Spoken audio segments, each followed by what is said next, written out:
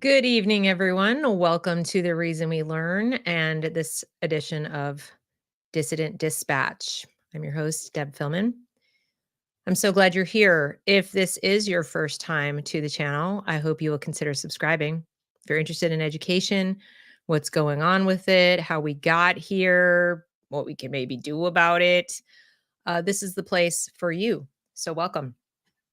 Please also go ahead and like and share this broadcast so we can get more people watching with us and commenting with us and learning more about what goes on in our most elite of teacher education institutions, what I refer to as the poison ivies. Before I get started, I would also like to let you know that I do have a membership-based community at wokescreen.com/the reason we learn. If you are a member of that community, you get access to educational resources, to private live streams per week, access to me in terms of asking me questions or research topics I can help you with. And additionally, I have a parent support group that you can join that meets on Wednesdays and Sundays through Woke Screen. What I'm going to do, I love having this live audience and I love seeing your questions. I'm going to try to get to as many of the relevant questions as I possibly can with prioritizing my Woke Screen members. So if you're a Woke Screen member, you're going to get your comment read on the air. Just letting you know, unless you don't want me to, in which case I won't. But super chats are welcome and appreciated. I am greatly appreciative of all the members who are part of the community, but also those of you who support me any way you can. Super chats are one way to do that. I will, of course, be responding to all super chats. So something came up in the span of time between scheduling this show about the poison ivies and showing up to do it. And that is that Joy Reid opened her mouth. So you get a little extra bonus today on this show because she happens to be a Harvard graduate. So while I was pulling together last minute resources to share with you, up pops something from today that she said, and I thought it would be worth sharing with you because it touches on so many things. The topic of the show is poison ivies, how they Marxify education. But it's also worth noting how many committed Marxian thinkers, if you want to call what she does thinking, come out of these institutions, not just from the graduate schools of education. So they don't go out there to teach per se, although one might argue that as a presenter of infotainment, Joy Reid is teaching her audience to hate lots of people. But today she opened her mouth and decided it was time to hate on kids, or more accurately, children in general. And well, let's just listen to what she says because I find it very interesting. Apparently, she's responding to an Alabama senator, I believe, who was saying that we need more kids in America. People need to have children more. And that we have so many illegal guests streaming across our borders and so on. And she finds those two statements contradictory. She thinks that it makes no sense to suggest that we should have more children if we have too many of these other people. So let's take a look, shall we? Yes, gasps, have children. All right. I'm going to bring this up, but I think I'm going to do it kind of like, can I do it like this? Yeah, I'm going to do it like this, but let me make it a little different. So we just see her charming visage, right? Isn't she lovely? She's a little shiny, but she's lovely. All right. So here we go. Here's Joy Reid. The United States has a population of north of 327 million people. 330 and counting. And that's if you don't count the people coming across the border. Why do we need more kids? I mean, your party, Senator Tuberville, is the one screaming that 10 million immigrants, which I don't even know that that number even makes any sense because it doesn't, have streamed into the country since Joe Biden has been president, and you're claiming that that's too many people, that if more people come into the southern border, this is some sort of crisis because we've got too many people and we've got no more space and we can't afford more people. But now you're saying we need more kids? Can you explain who's the we and what's the purpose? I'm just going to pause and comment on how ironic it is that a committed socialist, such as Reid, look at her expression, is asking who's the we. Yeah, just keep that in mind for later. You're also a senator from the state of Alabama. God help the people there. Are you saying the state of Alabama needs more kids? Why does the state of Alabama need more kids? More kids for what? There was a time when the state of Alabama absolutely needed more kids because, Alabama was a slave state. And the mandate of the planter class in Alabama was for Black women to produce more kids because those kids were property and they could work more kids and make more money on their plantations. Are you saying the state of Alabama needs more kids because you think that those populations will include people who are maybe destitute and desperate enough if you kick out the immigrants like a lot of y'all want to do, and you could make them do the work that the migrants are doing now? Because that kind of sounds slavery-ish. Is the state of Alabama the we? And is that the why? Yeah, when you make stuff up as you go along, you can make it sound slavery-ish. I mean, she's spinning a yarn here. He didn't say any of these things. I mean, you're also a white guy. Are you saying the we is white folks need more kids? Is this like a great replacement thing where you're concerned that there's not enough white people in the population versus the growth of the Latino population, the Black population, the Asian American population? And so the we is white people need to make white women have more kids, and that's the we and that's the why? Because it's a little creepy, a little Handmaid's Tale-y, don't you think? So, yeah, she's a product of Harvard and apparently can't do math at all because let me stop that. Sorry. When we talk about needing more children in the United States, typically, tragically, it's because we are not replacing ourselves as people, as Americans across the board. This has nothing to do with white or Black or anything. Americans are not reproducing at replacement rates. That's just a fact. And she, as a Democrat / socialist, ought to care, because the way the math works out, it's our children who will be paying for Social Security obligations, Medicare obligations, and all the other social programs that she's so very fond of that provide a lot of the tax money that's getting given away. Okay. So when we were earning, the money we earn is going to old people now, and it will be our children paying for ours. Unless there aren't enough of them. Unless we don't reproduce enough. Now, that's the math of it. That's just, you can check my math, that there have been articles written about this, and you would think a Harvard graduate would, before opening her mouth in this manner, regardless of what her feelings are on this Alabama senator, you think she would check out why someone would suggest that we need more children. Now, in addition to that, most of these immigrants coming are not children. They're not even men and women. They're mostly men. They are mostly men. So, yeah, and they're not legally able to work here. They don't have means to support themselves. So when the senator is talking about them coming here and we have there's too many, what he's saying, obviously, except for the Harvard graduate, apparently, is that the systems that we have in place, public services, are overwhelmed.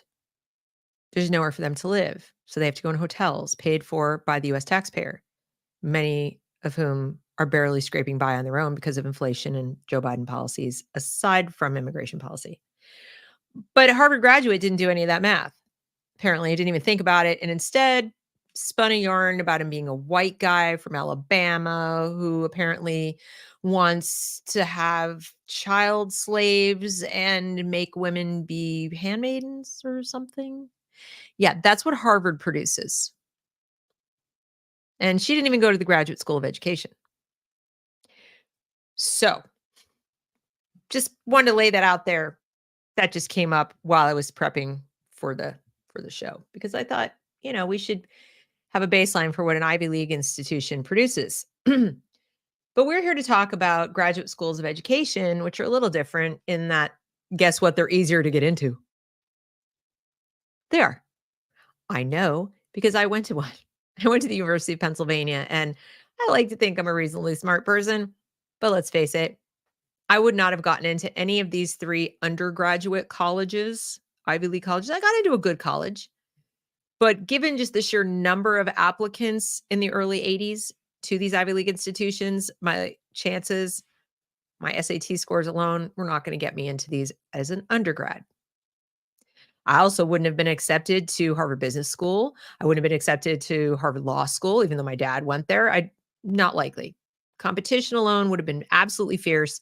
And they can or could at the time take the creme de la creme, the very best. I mean, come on, Harvard Business School, Harvard Law School, Wharton School of Business, the University of Pennsylvania, Columbia Law School. These are schools that very competitive people want to go to from all over the world. But the graduate schools of education don't quite have the same pull. They are still Ivy League schools, but they're teacher colleges. They're supposedly the best of the best teacher colleges. So that's why I went for it. Let's go for it. See if I can get into Penn's version. And I did. And it was hard. It was hard to get in, and work was hard. Lots and lots and lots of work. It was definitely Ivy League level work. It doesn't change the facts that they were trying to turn me into a Marxist, even in 1989. Well, that was then, and this is now. And every time I bring you content about what's going on in our schools, people ask me, well, where does it all come from? How does it happen? Did the teachers are they all just individually Marxist? What's going on with them?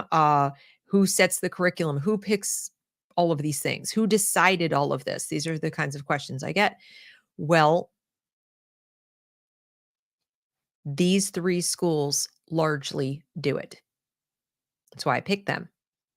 Columbia Teacher College is one of the oldest and most influential, but the other 2 are extremely influential in their way. They do a lot of what's called educational research.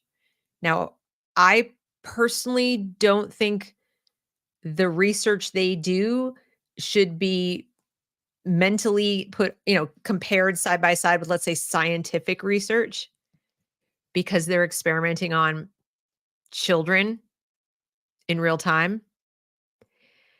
But that's what they call it. Sometimes the research is a matter of reading lots of other research and then producing their own paper based on that research. And I know this because I was in a program at University of Pennsylvania back then called the START program, Student Teachers as Researching Teachers. What were we researching? Well, our students. How were we doing it? We were keeping journals where we took detailed notes on our individual students. We wrote down all kinds of observations about them, how they were learning, what they were doing, what they were feeling, et cetera, and so forth. And initially I thought, well, this is kind of a great idea. It's teaching me to be an effective and efficient observer of my students as individuals. Remember, I went into school with a mindset or an attitude, a worldview that individuals are individuals. They learn individually. And even though I might have 30 of them in a classroom, it would be my job as their teacher to do my level best. It won't always be easy or possible, but do my level best to treat them as individuals, to help them achieve according to, their skills, their talents, their interests, and so on, as if they were the only one. And I really tried to do that. So I thought that's what it was about. To a large degree, I think it kind of was. But they called that research. Me writing in a journal every day documenting what was going on, and then delivering it to my advisor who reviewed it, and then writing papers based on my observations. And that was called research. Is that what you think of as research? I mean, it's not research, but it's not exactly a double-blind, peer-reviewed study. So I think sometimes people hear educational research or educational research, and they imagine something super scientific going on when in fact it's a completely different discipline, and the research doesn't really work that way. To the extent that it does, they'll take a cohort of students, and it's usually quite small because, again, the ethics of experimenting on large numbers of children at one time are kind of sketch. And they will put them into a situation that's quite small and contained. It doesn't take up their whole year, and because again, you're experimenting on children. And then they write papers about that. And we'll look at a couple of the papers that have come out of Columbia in particular. But I just want you to understand that these graduate schools of education is where they do this educational research. The research then results in professional development training for teachers. Research shows students learn this, students will do that, students need, okay, these kinds of statements. They give names to stuff, and the teachers go to the professional development training, or they're going to the graduate school of education to learn from the PhDs. And then they go back into the classroom. And as far as they know, that's how it works. The real super smart people in education research told me that students learn this way or need these things. I'm now going to go face to face with students, and I'm going to implement what they told me. So if you thought that teachers go to graduate schools of education or teachers' colleges and they say, this is how to design a lesson plan, this is how to teach a child to read. Now we're going to spend a semester teaching you how to teach math effectively. No, they didn't even do that when I was there.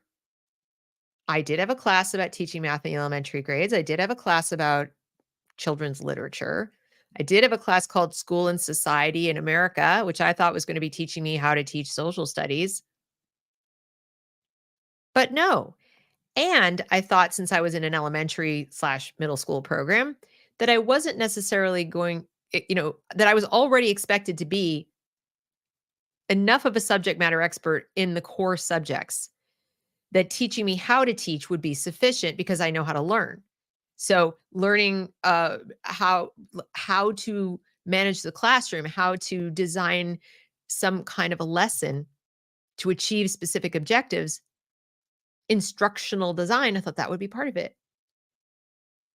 But it was very, very little of it. And again, that was in 1989. It was a tiny, I would say, if I had to give it a percentage, about 15% was create a lesson plan, create a program, do something with the kids. And most of those were done in conjunction with my student teaching. So I had to do it and then teach it, and then get graded on it, and you're done. It wasn't like there was, here's a semester-long class and all different techniques and how to do these things. And at no time did they teach us how to teach children to read. They taught us that whole word thing, whole language. They taught us the theories behind it. They taught us how it was going to, be so much more warm and welcoming, and the student would approach books with a better attitude, and they wouldn't be bored like they would be reading basal readers and so on. And I didn't know any different. I thought, okay, well, if you say so, you're the experts, you're the PhDs. I didn't think that would be all we would do. I thought it was like, oh, we'll do some activities like this where the kids get to, make big books and play with things, but otherwise we'll teach phonics, right? No, that's not how it worked. And we see the results. So what I have for you today, having said all that about how these graduate schools kind of work, and they create research, they teach it to the teachers go out in the classrooms, and they don't really teach how to teach, and they don't expect the students to be subject matter experts in the subjects you think need to be taught to your children. But what I'm going to show you is how omnipresent the social justice activist, anti-colonialist, anti-oppression narratives and everything is in these schools, such that you would think that teachers graduating have one job and one job only when they go into the schools, if they do enter a classroom after this. And that is to make sure that the largest percentage of their students end up activists or at least at a minimum end up social democrats as possible. That's like bare minimum. That's the nicest thing I can say. But now, of course, I have to give you evidence. And you may still disagree, but I'm going to show you. First thing I'm going to do is pull up. I'm going to make this bigger. Sorry. We don't need it to be like that. Okay. The sort of Twitter accounts of these schools. We're going to go one by one. So here's Harvard Graduate School of Education. Remember Harvard that produced Joy Reid, not this school per se, but still Harvard.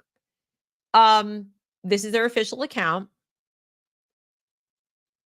Let's just read some of them. We don't even need to go through the whole thing.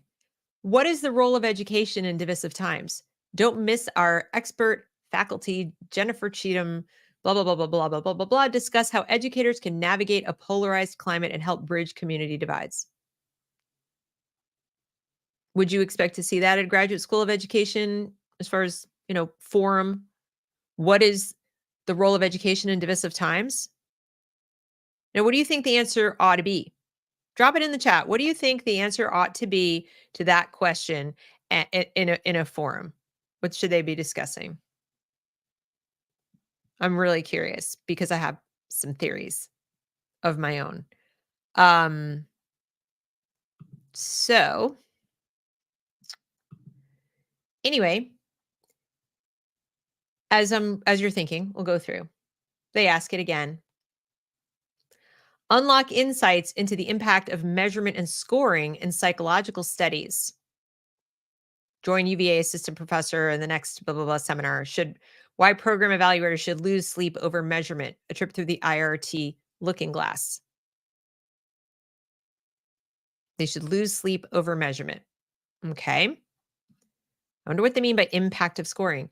We're thrilled that professors, blah, blah, blah, and more of our faculty and staff are offering a free institute for educators to learn how to address complex topics in the classroom. Past to present, teaching the history and legacies of enslavement and facilitating classroom conversations on complex topics. They're teachers. Is this what you think of? Is this what you think they should be going to graduate school to learn, as to how to have complex topics with your children? Conversations about them? Or are they supposed to be teaching? And by teaching, I mean conveying information, helping the students access knowledge, learn, grow, so that the students can have conversations, not necessarily with the teacher, but in life with each other, in their own mind, doing research. But what is the risk associated with teaching a teacher how to have a complex conversation with their students, generally speaking, minors, if we're talking about K-12, and most of GSE is focused on K-12, not college. Not to say they don't come out and also go right back in and teach other teachers. That happens too, but they're not going to Graduate School of Education to become college professors.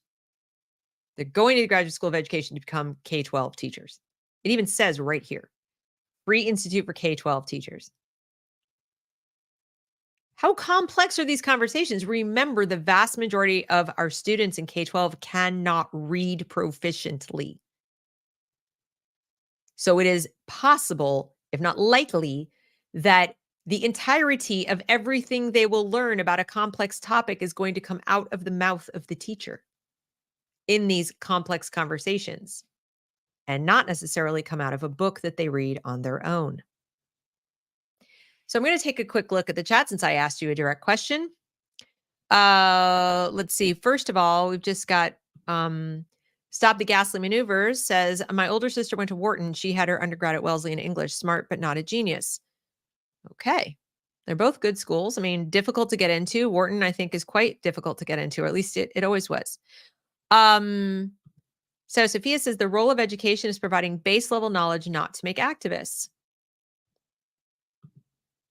Lone dissenter says, I would say they need to be learning how to read and think and the basic facts of history and science so they can come to their own conclusions. Okay.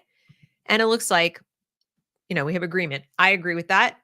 When I was teaching, that's what I thought my role was. As I said, 89, 90, those are the years I was there. I graduated with a Master of Science. The professor in School and Society in America told us on the first day of class, teaching is a political act. And it was in that class that we were made to read Paulo Freire, which I did not like, but here we are. They genuinely do believe that it is their role to have these complex conversations, and they don't just want to have them. They want to lead them, and you kind of pull the kids into addressing complex ideas at very young ages. All right, so moving along, we have how to help students find a fulfilling career. This is for the teacher students, okay? How to help them reflect to find purposeful work. Start with figuring out who you are. Young people should reflect on their interests, strengths, and values, and then align those with career options. Now, this would be for their students. Younger learners can benefit greatly from exploring different career options. Okay, nothing revolutionary there. But here we go. Margaret Wang, Ed M20, is the co-founder of Subject to Climate, a nonprofit that partners with science and non-science teachers to make climate education resources free to classrooms nationwide. Learn more, etc.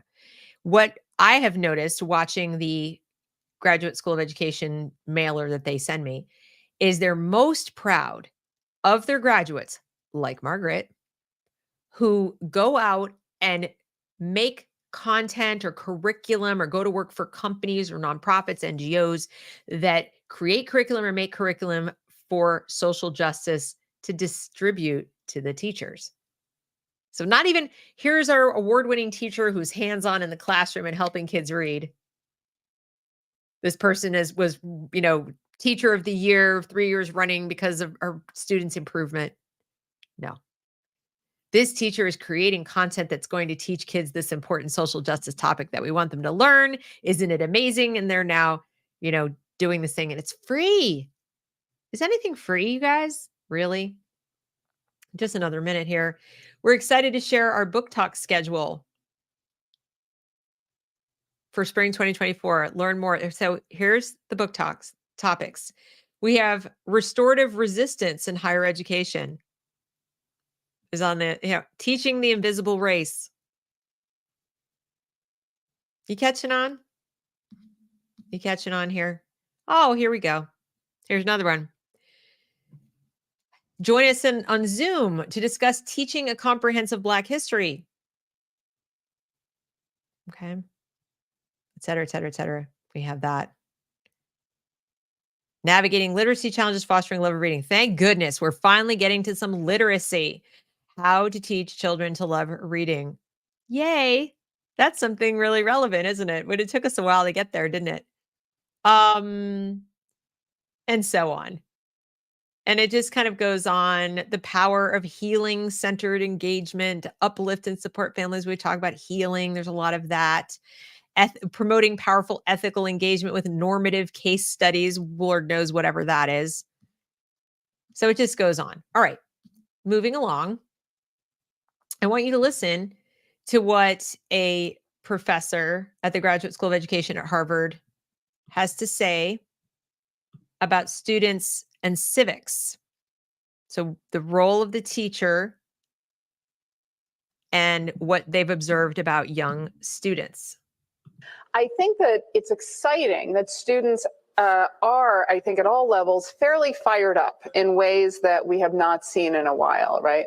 And that level of fired up is getting coverage, and that, in fact, in itself can have a positive viral effect, right? as young people see others engaged in activism, then they themselves become more likely to be engaged. And this, in fact, follows through on decades of social and political psychology and political science research that shows that basically the highest predictor of, say, whether or not you are going to vote is whether somebody has invited you to come vote. And so as you are thinking about the midterm elections, I will ask you to invite somebody to come vote with you. If they can't come vote in person, send them an email, send them a text, give them a call, whatever. So students are fired up. Students are fired up, and the best predictor of whether they're going to vote is peer pressure, essentially. Not they have a specific issue and they know a lot about it and they've researched the candidates and so on. No, isn't this great? You asking them, inviting them to come vote is what's going to make them vote. So, let's do that. And students, they see someone else do it and then they do it. And that's civics. Let's get the kids. That's the best predictor. They'll be activists. Let's see other people being activists. So let's make activists.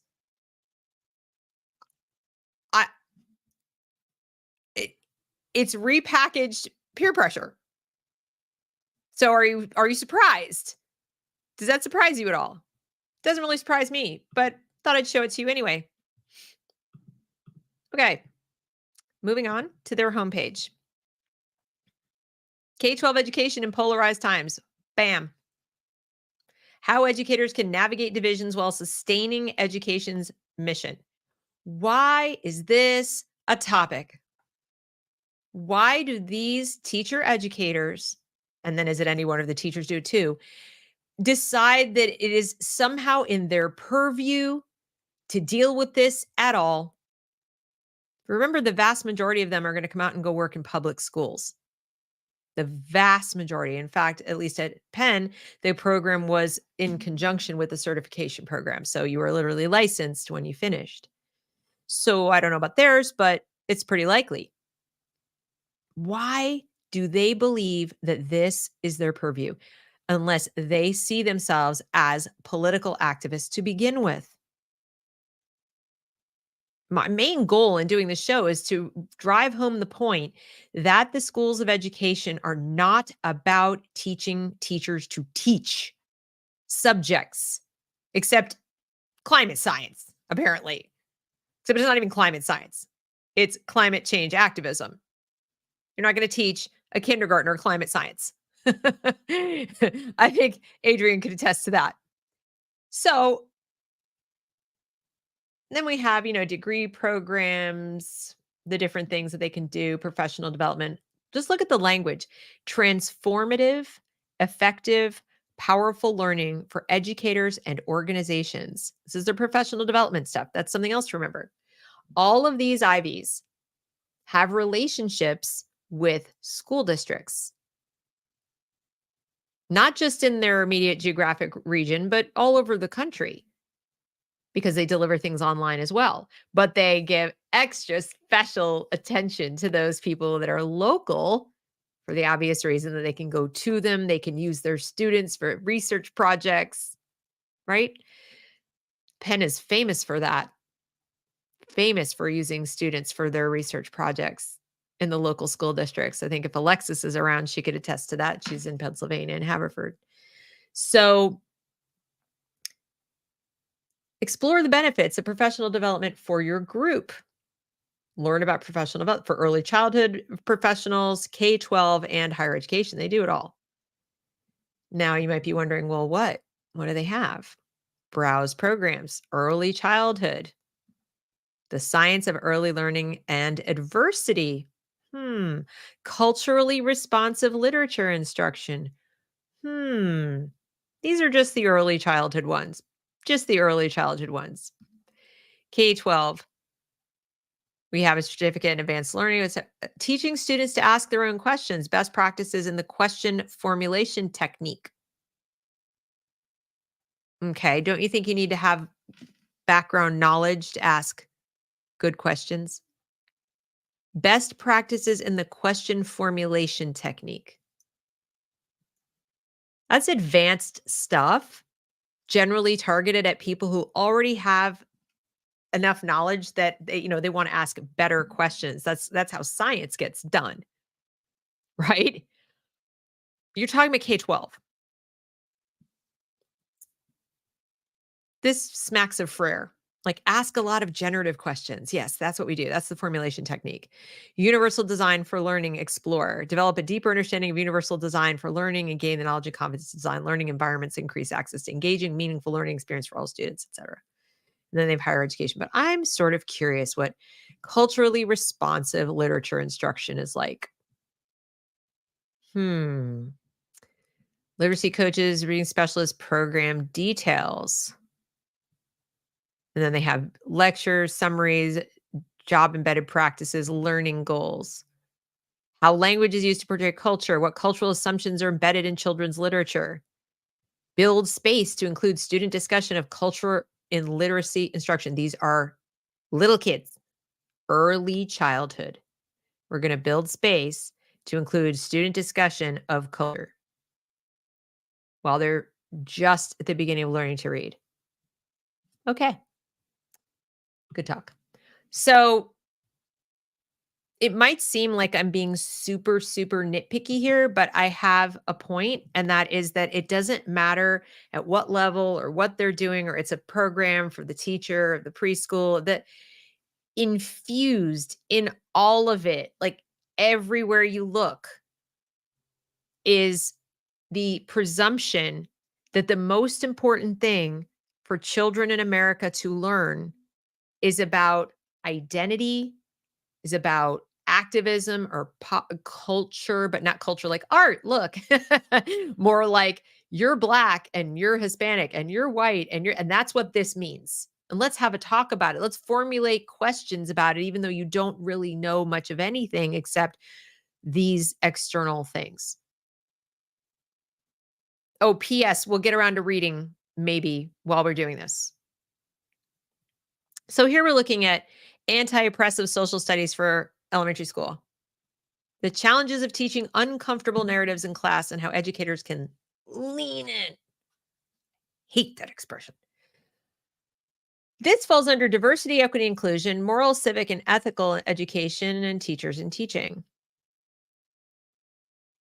Many elementary schools around the nation have little time or support to focus on social studies. It may explain why we see topics like Thanksgiving reduced to simple acts of gratitude or long-standing myths opposed to its more complex history. Wait, does that sentence even make sense? It may explain why we see topics like Thanksgiving reduced to simple acts of gratitude or long-standing myths opposed to its more complex history. So the myths are opposed? Okay. University of Colorado Boulder Assistant Professor Noreen Nassim Rodriguez says the lack of social studies in elementary curriculum is heartbreaking and really necessary for democracy. Democracy. Remember, every time you see or hear the word democracy, when they use it, it's Marxism. It's Marxism. But it's not about just teaching any social studies. It's about making an effort to teach an anti-oppressive. Right. It's not about just teaching social studies. It's an anti-oppressive social studies, or one that the full story about one that the full story about the nation and all its people. She adds, is there supposed to be a quotation mark somewhere in there?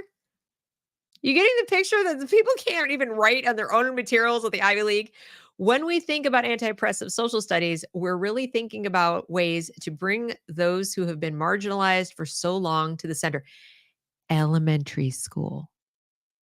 Elementary school. The oldest they are there is 10, maybe 11. Okay? Frame of reference. Find ways to teach social studies so that every child in a classroom can see themselves reflected in who is part of a community, who is part of this nation's history. If I teach my audience nothing else with my channel, I hope it is that this see themselves reflected statement is based on a premise for which there is zero evidence. That premise being that students need this in order to learn, that they need this in order to succeed in life, that you cannot be successful or find your path or, just even be happy if you do not see yourself in the things that you want to do. It's like this narcissistic thing. I guess there never would have been a Sally Ride. I don't see any female astronauts. Guess I can't be an astronaut. Bummer. What would Marie Curie have done? Gosh, I'd really like to be a scientist, but I don't see any women scientists around me. In fact, most people don't want me doing it, so guess I won't do it. It doesn't work like that. Give a kid a passion about science, expose them to science, and they're going to do it. They're going to want to do it. And then they don't really look around to see who else is doing it. But remember, these are people who think, hey, they see other people doing things and that's how they do things. They genuinely believe the way human beings work is that we copy other people. And that's it. We're just sheep. We use our little sniffers to go, oh yeah, okay, over here. Oh yeah, I'm following that you. I don't think they have the first notion of individual agency, or they do and they're scared to death of it. On a personal level now I'm not talking about on a professional or political level. I'm talking personally. When I listen to these people talk, when I read what they say, it's as though they cannot conceive of a little child. And kids are, most little kids are at their most independent before adults get to them and give them these notions of other people do X, Y, Z. They do what they want to do. Like I do what I want is pretty much the rallying cry of the toddler, right? Where did they get the notion that they're like, no, let me see what everyone else is doing first? That usually begins in school because of school. Because of school.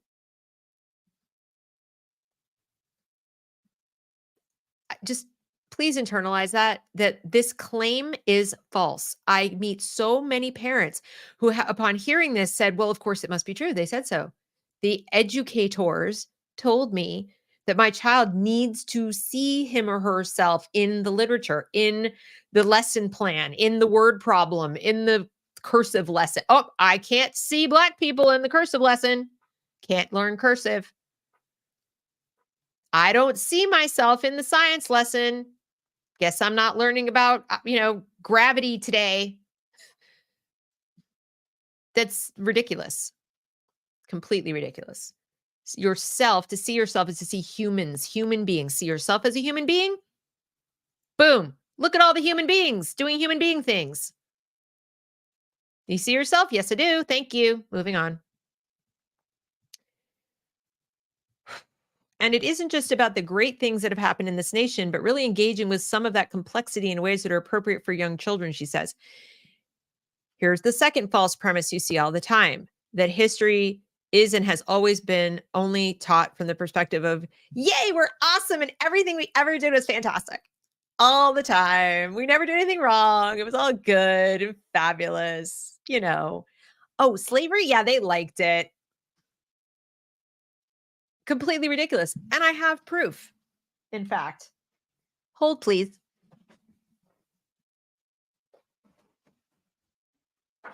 I have a paper. I'm gonna find it. I was going through my files yesterday looking for some old stuff, and I came across a paper that I wrote, little me, in 5th grade. I believe it was 5th grade. I thought it was 4th, but now I'm pretty sure it was 5th grade. I just got to find where I put it. On the Civil War. The Civil War. 5th grade paper. And not only did I write it in cursive, but my apologies. I meant to have this handy. And then I did not. Ah, here it is. Okay. So first, don't you love my artwork? There it is. That's what I did. 5th grade, Deb. Okay. We have the Civil War, the comments from the teacher, and the whole thing. Look, remember when they used to make us do outlines? Remember the outline that we had to do? The Civil War. See? What's B? What does it say? Slaves. Slaves. Right? It says slaves. Then Roman numeral 1 at the South, cotton and slaves. Roman numeral 2, the North, Industrial Revolution, factories in the Northern American states. Roman numeral 3, differences between North and South, tariffs and slavery. Number 4, start of the war, advantages of the North, advantages of the South. 5, the first battles. 6, battles leading to Union victory. And cursive, the whole thing, handwritten in cursive, 5th grade. In fact, the date on this, which is right on the front, is March 14th, 1976. And what I especially love is that throughout this paper, you can see I made mistakes. I made mistakes and they're circled and they're marked. Like I messed up spelling, grammar, commas, circled them. They don't do that anymore. And I even went to the trouble of making a casualty graph. I made a casualty graph for both sides. No, we never taught any of the unpleasantness of our history. It was all just glorious and amazing and wonderful. We didn't talk about slaves or any of those things. No, of course not. And my teacher wrote, "You have written a fine report. It is very organized and reflects much understanding of presented material. Social studies content, check plus plus. Very good. Language, check plus plus. Well written, very good. Your handwriting is showing improvement." And along the way, she did make some comments, about that she would like to have seen more of my ideas about the war. Like she wanted a little more of my opinions because I took it pretty literally. I was a pretty literal kid and I, analyzed the battles and why this was this and that was that. I think the whole thing was like 6 or 7 pages, you guys. 5th grade. In cursive, public school. So I'm getting real tired of people acting like we've never taught anything bad about America. It's just been, turkeys at Thanksgiving and Columbus was a hero and, what Civil War? What slavery? What? No, that's just not true. And even to the extent that you could point at specific, school districts that until embarrassingly late, we're still teaching about the War of Northern Aggression, which did happen. And is not something anyone should be proud of. That was not the country. Okay. One of the beauties of decentralized schooling is that you can fix those things pretty quickly. Now that things are broken on a mass scale because everybody's top down trying to fix it, if they realize, oopsie, we shouldn't be doing SEL, for example, now you've got to turn an aircraft carrier around in a pond. Back then, you have a few school districts that will go rogue and they're still teaching the War of Northern Aggression in, the late 70s or 80s or, the early 80s or something. That's a quick slap on the wrist, cut it out, change your ways. Don't do that anymore, which, as I understand it, is pretty much what happened. But we learned many negative things. I remember watching newsreels from Vietnam. Now, some would say, well, Deb, they were already getting into the negative social justice stuff in the schools. Perhaps. But that's not my point. My point is, it wasn't, I didn't know my teacher's politics. I didn't know her first name. To this day, I do not know Mrs. Buckheim's first name. That was the teacher. I have no idea what her name is. And never mind her politics. So to the extent this stuff was presented as anything resembling like social justice, I wasn't aware of it. It was just a bunch of facts. And I learned them. Now, looking back, knowing what I know now, I think it was a pretty superficial education. There was a lot I didn't like about it. There was a lot wrong with public education way before it got super Marxist. But this claim that they never taught us anything negative is just false. Not true. This is not necessary. Anti-oppressive social studies. Social studies that I just read you, that was not oppressive. And even when we learned about slavery, it was very respectful. It wasn't like, oh, there were Black kids in my class. We were all taught the same. We were treated the same. I just don't even understand where this is coming from. And most of the people saying it weren't born at the time that they're talking about. Like, back in the day, you all didn't learn this. Yes, I did. Don't tell me what I learned and didn't learn. All right. There is some place at Harvard called the, what is this place? The Center for the Developing Child. Look at this. Understanding racism's impact. Let's go back. Sorry. Oops. On child development, working towards fairness of place. This is a new term just dropped. I think it just dropped anyway. It might be not so new. I bet you James Lindsay's heard of it. And he's like, oh, where have you been? So yes, fairness of place.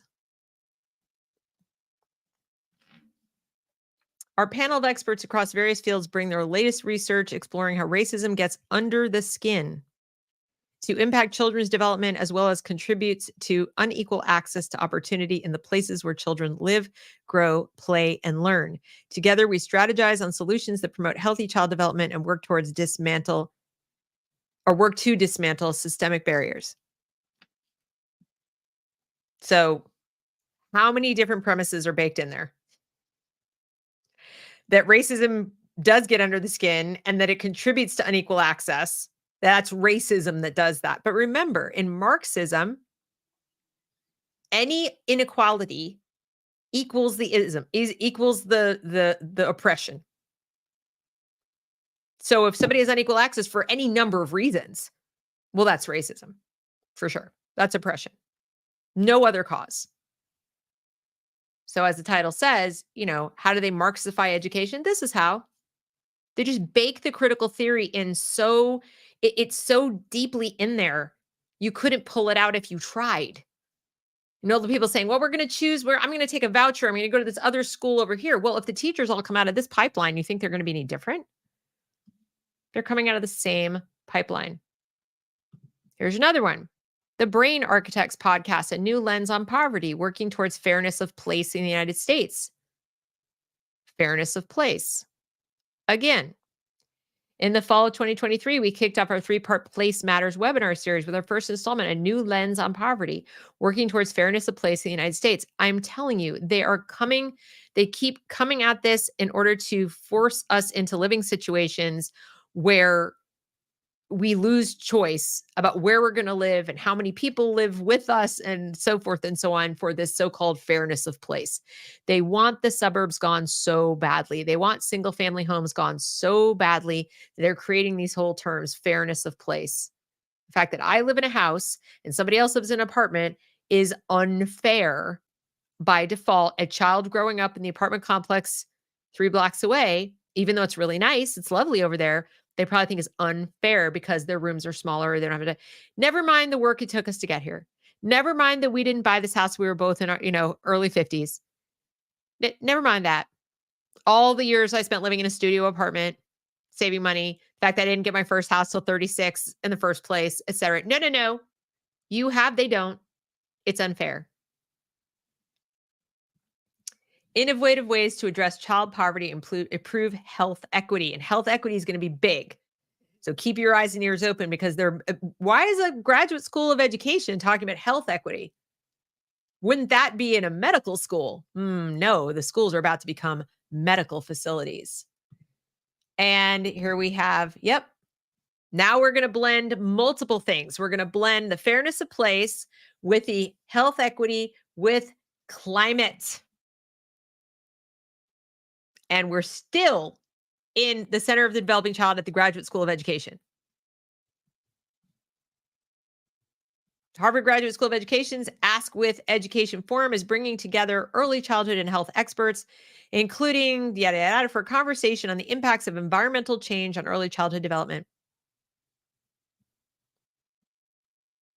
We're just going to pull it all in, get you good and frustrated, but every bad thing that you don't like is this. And we're going to fix it all somehow, I guess, whoever that is. Childhood health amid a changing climate. The focus of here it is some more. Oh, who's that? Wait, what? Do we know her? That would be Chelsea Clinton. Remember her? This is the one who claims that when she was 3 years old and she first heard about, restrictions on abortion, that's when she decided right then and there that she would never vote for, Republic. I don't know, whatever her claim was. It was like, when I was 3 and I decided, and choice was the most important thing. And I'm like, okay. Education's place in the ongoing climate crisis was the subject of the Harvard Graduate School of Education's latest Ask With Forum on Wednesday night. A standing room only crowd watched as Clinton Foundation co-chair Chelsea Clinton led a panel of experts in a discussion about climate change and the role educators can have in improving the lives of children living amid the impacts of a warming planet. Hi, classroom teacher. You're supposed to be teaching kids to read and do math and write with a pencil or a pen. I wish. Now it's just typing. But no, you have a role to play in improving their lives in this on this warming planet. Improving their lives equals turning them into activists, because you can't improve their lives. The kids come to you as assigned to the school building based on zip code and whatever, and you're assigned to the classroom, and it's a crapshoot who you're going to get and who they're going to get. What is this measurable impact you're having on their lives in elementary school or K-12? No, it's getting them good and pissed off about this climate crisis so that they can go out and do their thing. Now you have improved their lives. Turning someone into an activist equals improving their life. I see it again and again when I look at these websites. Improve the lives of children by blah, blah, blah, but it doesn't really improve anything. Oh, I know you're shocked to see this one. Bringing controversial books into the classroom. How teachers can successfully navigate the tricky territory of introducing books with challenging content into the curriculum. Notice the teachers are introducing the books with the challenging content. It's not about the children reading the books. There are thousands of books released every year that grapple with contemporary issues facing young people. Are they, though? Are these contemporary issues facing the young people? Or do you just want them to be facing the young people? Or are they facing the young people through TikTok, but not really in their daily lives? In the virtual reality of social media, they are facing them, like this. I'm facing controversial topics. I'm facing issues. They put it down. Mom, can we have Chick-fil-A? Why is the Netflix not working? But look, I'm facing controversial issues. Do you live in Gaza? I mean, I don't mean to be cynical, but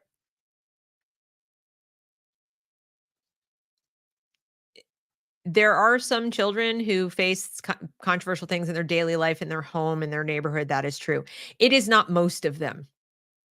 It is not most of them. And they speak about them like the Borg. But many of those titles end up being challenged or even banned because they contain sex offensive language or violence, or because they deal with sensitive issues such as race and gender identity. In 2017, the American Library Association Office for Intellectual Freedom cited 417 books. We're back with this whole book challenge nonsense.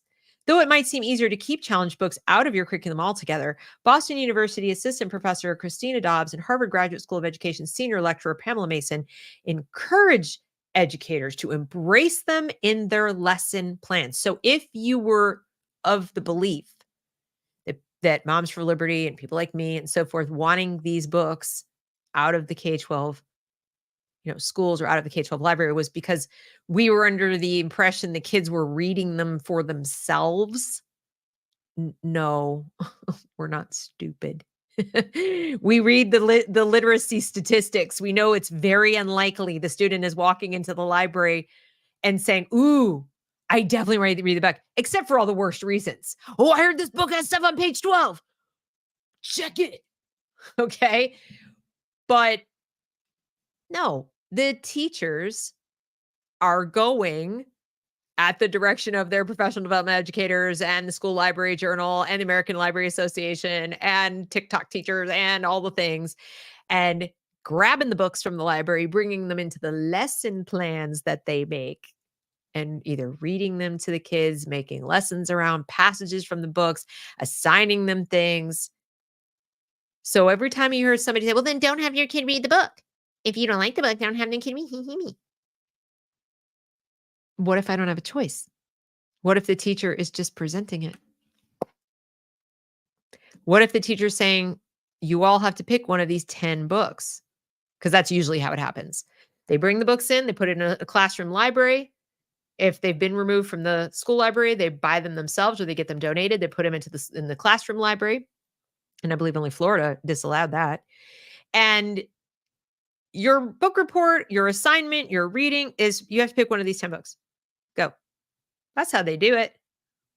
It's not the kid necessarily choosing it. And if the child says, "I don't want to read one of those books," then it comes to be like, "Oh, why? What's wrong?" Like, is the child homophobic? Does the child have an issue? And then they might think the parent does as well. Meanwhile, there are many, many reasons a child might not want to read one of these books, not least of which is they've been the victim of some kind of trauma associated with these issues. They literally are dealing with these issues in their daily life and they don't want to read about it. So there's that. But they do say choose carefully. But what do they mean by choose carefully? Don't discount a book because it's been challenged or deemed inappropriate. Dobbs stresses the importance of getting to know your children's librarian, the librarian who knows the least about the individual students. Watching to see which books win awards, because that's a reliable way to decide if a book is good. And looking for the books getting banned, even checking out Twitter. Read about books through review sites like Common Sense Media, Warren, blah, blah, blah. Make your case. Know why you want to introduce the challenging book to your class and be ready to defend it. So be an activist about your activism. Create a safe space. Make sure your classroom is safe for discussions. Communicate with parents. Introduce the book and explain why and how you plan to teach it. They don't do this. This is good advice, actually, but they don't do it because they're scared, because they know better, because they know if you do this, in most districts, the parents are going to go, no, and oh no, pick another book. So they don't. Be prepared for blowback. So it's obvious they know they're not really going to follow through on the looping in the parents. Do research to see whether there have been problems in the past with certain books in your community. Create a plan with your principal of how you'll handle complaints. So they circle the wagons before you ever step up to the microphone. They have a plan. They put it right out in your face. Create a plan for dealing with the blowback. Not don't use the book. Pick a different book. It's not like no books have been written. For anything, if you want to teach kids about, let's say, war. In fact, one of the things I found in all of my documentation was a book list that I produced during graduate school, where it was the goal was, and it was pretty activist at the time, put together a book list. I wonder what I did with it. A book list of books about war and conflict for kids in elementary school. I am very proud of the list I put together. It had things on there that were not literally books about war, except ones that were very tastefully done. But they had things like William Steig's Rotten Island, things like that. So in other words, conflict is addressed at the age-appropriate level with age-appropriate illustrations, dealing with conflict in an age-appropriate way. And I had a whole list. I'll find it somewhere. Maybe I'll post it someplace. But I had to go and research the books, and I had to choose them by age appropriateness for elementary school. And I'm very proud of what the list that I put together. I got a good grade on it. But what they're doing now is they go out and say books about war. And it might not at all be age appropriate. Or people are writing picture books where there's like blown up bodies and things. You're like, what are you doing? You have no sense of proportion. You can't discuss conflict without being literal about it. Then they'll say, well, around the world, there are children dying in war. Yes, they're not in your classroom. You want to traumatize them because somewhere, someplace, another child's getting traumatized? How does that even make sense? So anyway, there's that. I'm going to move ahead a little bit more quickly. Let's see, what else is there? No, I'm going to skip that. And, oh, here's one real quick. Black Panther in the classroom. Approaching the movie as cross-media literacy booster. And a launching pad for conversations about race, gender, and colonialism. This is an imaginary place. It's not real. It was never colonized. It has nothing to do with reality. It is from a comic book. Okay, then. But, we're going to use it anyway because reasons. And then we have this alumni hub, education, schools, and system leadership. And there's, things for the alumni to take advantage of as well. And what else? So then we're going to move on to Penn GSC next. But before I do, let me take a look over here at the chat and see what y'all have been talking about. All right. Okay.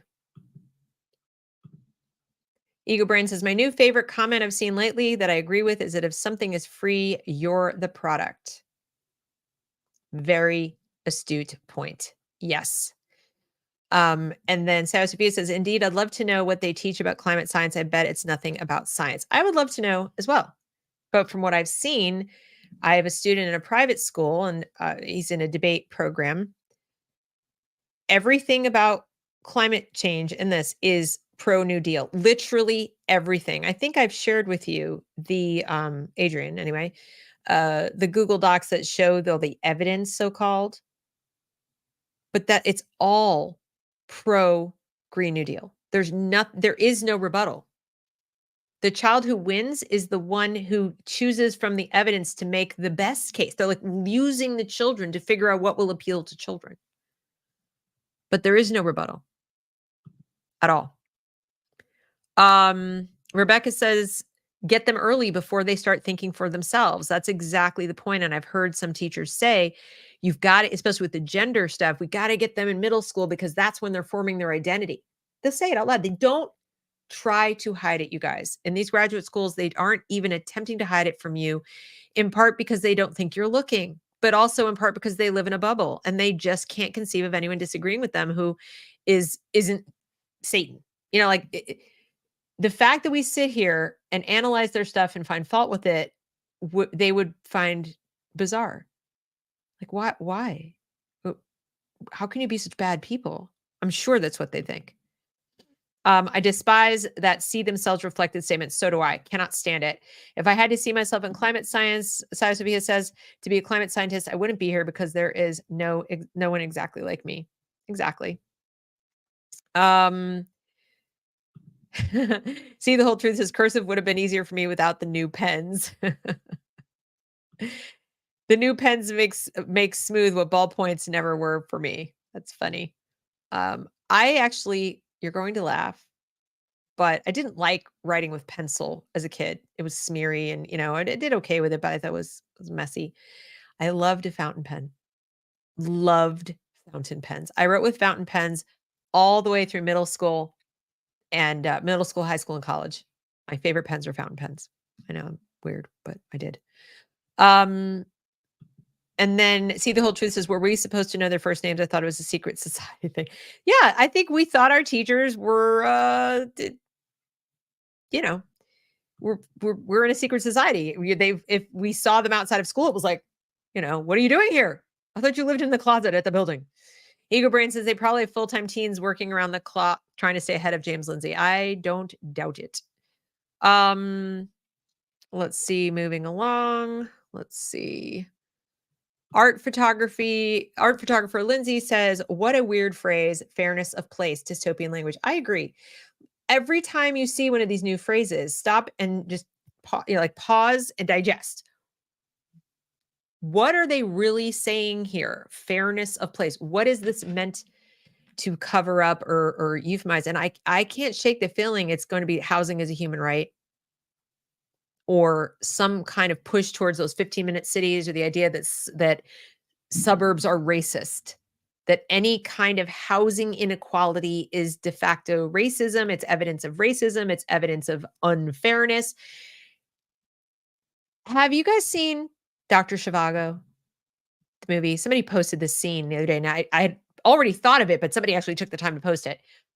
When Dr. Zhivago returns home from the front and the revolution has happened, the Bolshevik Revolution has happened. If you haven't seen the movie, I apologize for any spoilers, but and he came from a rich family, or his wife did anyway. And he comes back to this big, beautiful house where they lived. And he walks in, and there are like 10 families living there. And he has to just take it. He has to just deal with it.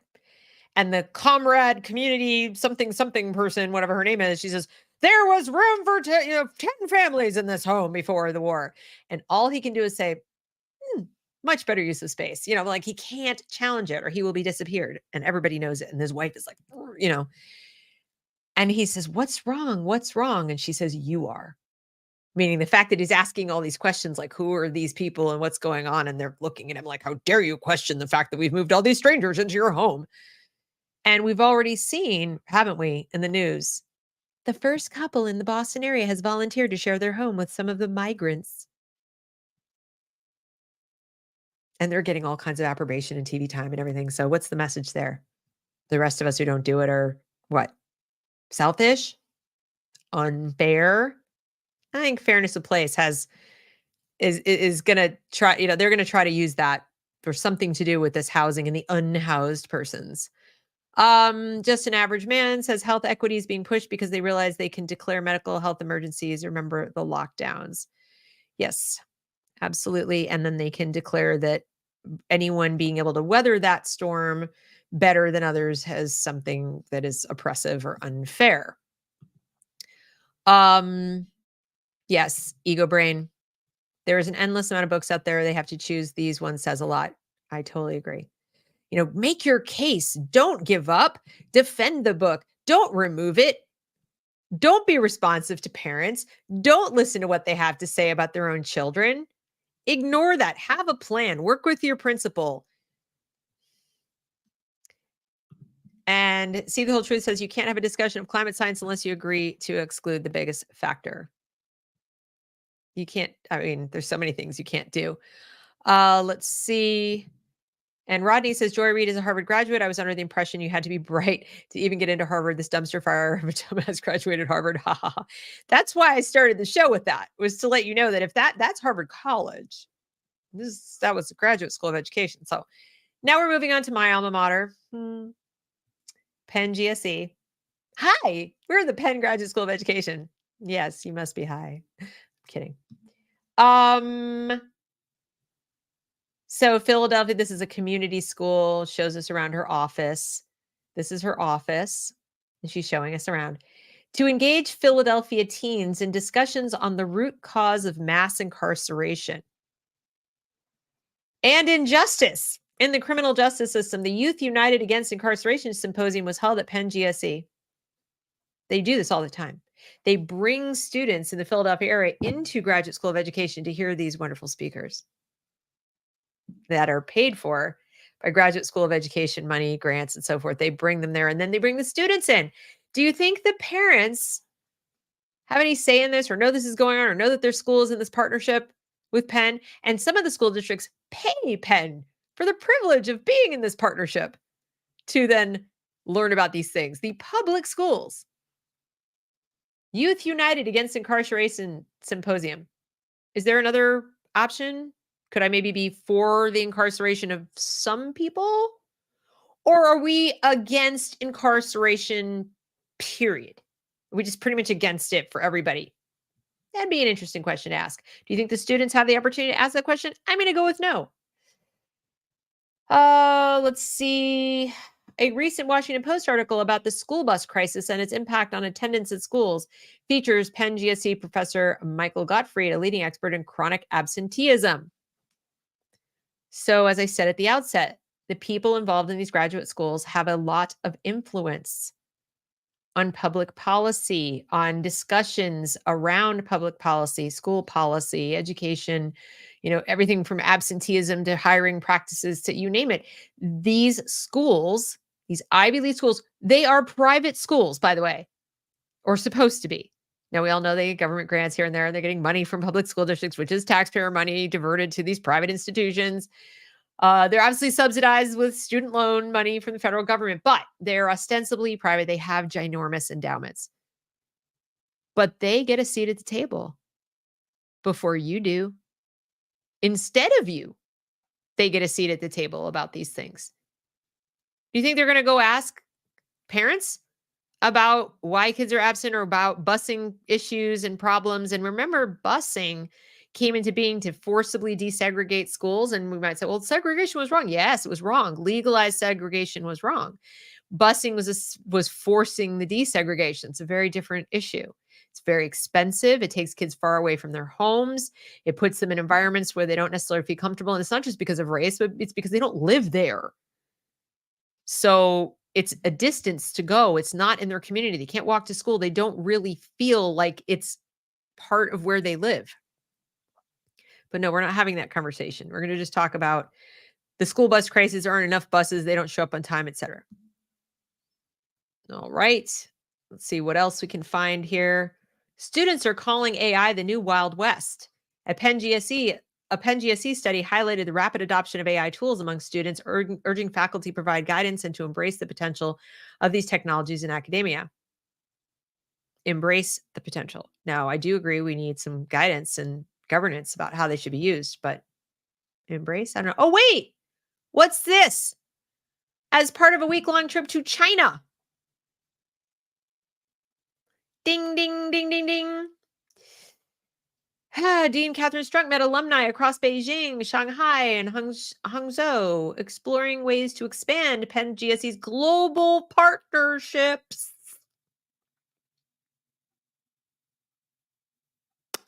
I'm just going to leave that one out there. The trip culminated in the Penn Global Forum in Beijing. Globalism, anyone? Global citizenship, anyone? Why do they have a partnership with Chinese schools? I'm just curious. You may have seen on other shows I've done that they use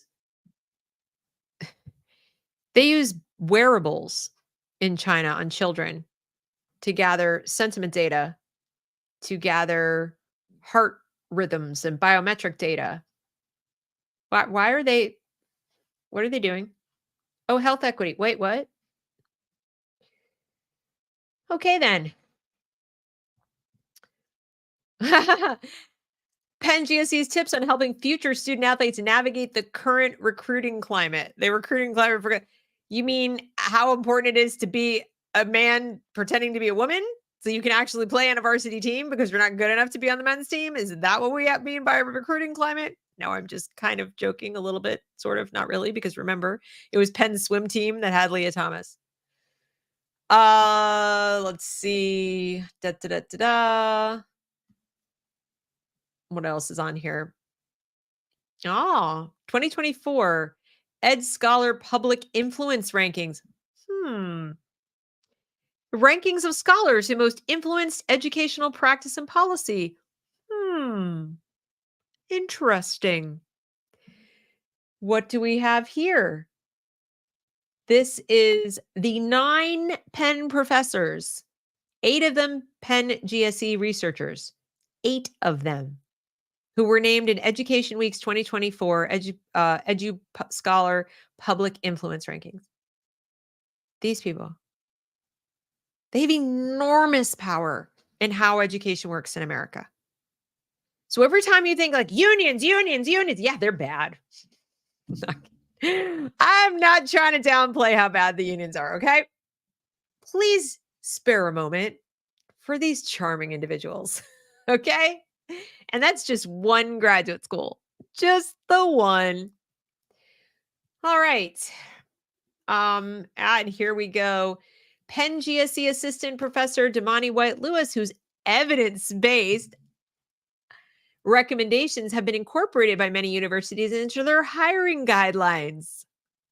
Offers 10 tips on achieving a more diverse faculty. So the Penn Graduate School of Education is also influencing how many universities meet their diversity quotients and guidelines for their faculty, which then results in how they teach at the higher education level. Are you guys following along how this works? The layers and the layers. Okay. Let's see. See if there's anything else. Holiday season. Oh, here's some more global stuff. Bahrain, Pakistan, UAE, Saudi, India, United States. Okay. Oh, you can check the box or think creatively outside the box. Thank you, Philadelphia Schools, for coming to talk to my Penn GSC math methods class about the importance of family engagement. Oh, how nice. Family. All right, moving on. So we come to their website. Remember how we saw the word transformative on the last one, and we see transforming education again? Yeah. Transformative, transforming. These are Marxist words. They're literal. They mean it. They don't just want to improve. They don't just want to reform. They want to transform. They want to quite literally change the purpose of school in America. And the purpose of school in America is to create global citizens who are activated for social justice, decolonization, degrowth, and the achievement of SDG goals. Or put another way, the purpose of education is to destroy the United States of America as we understand it to be. I might as well just tell you what it is. Transformative education is we're going to transform them into a kind of person, a different kind of person, a non-American. If an American is a person who believes in individual liberty, the Bill of Rights, the Constitution, personal agency, personal responsibility, limited government, checks and balances, boundaries, personal and sovereign boundaries of your country. Yeah, that's so retro. That's so colonialist and dead white guy. We're not going to do that anymore. That's what they mean. At Penn GSC, students and faculty enjoy an Ivy League environment, whatever that means, that supports both practical knowledge building and high quality research. Our alumni are recognized as some of the world's most influential education leaders, and our distinguished professors are pace setters in their field. Influential, not effective teachers. They're influential. If you're ready to challenge yourself or your preconceived notions in the field, then Penn GSC is for you. There's that against incarceration thing. Let me go back. I'm going to find some of the other stuff that I found. Here we go. Penn Graduate School of Education Environmental Justice Statement. So we have social justice, racial justice, and now we have environmental justice. Where is Adrian? Are you still here? Environmental justice, you guys.